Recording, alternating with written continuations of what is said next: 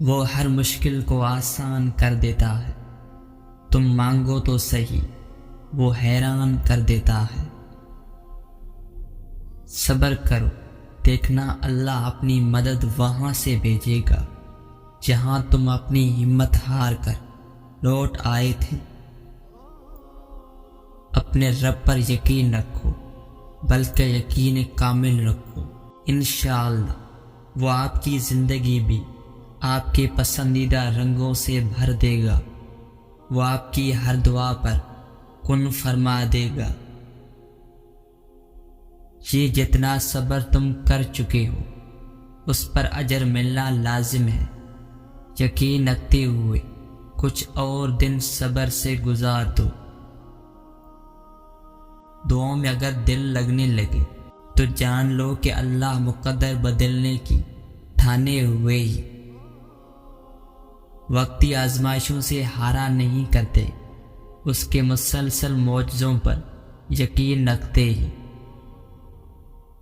کچھ کہنے کا دل نہ کرے تو خاموش ہو جاؤ، اللہ خاموشیاں بھی سنتا ہے۔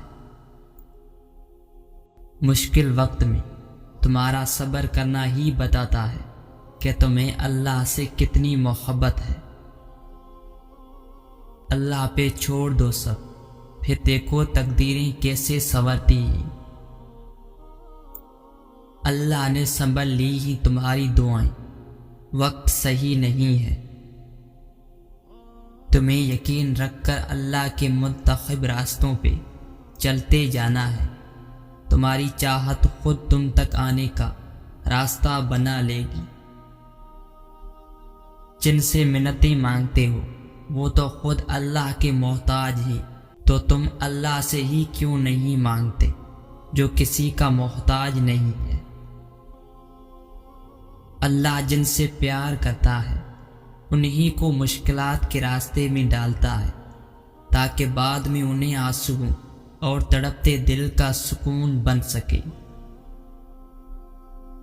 ممکن ہے جو تم دعا مانگتے ہو اللہ نے پہلے ہی تمہارے مقدر کا حصہ بنا دیا ہو، اور وہ تمہارے توکل اور صبر کو آزما رہا ہو، اور اسے تمہارا یوں بار بار مانگتے رہنا بہت پسند ہو۔ تمہاری دعاؤں کی شدت تمہاری تڑپ کا اظہار کرتی ہی وہ کر دے گا عطا بھی، بس وہ کسی بہترین وقت کا انتظار کرتی ہی۔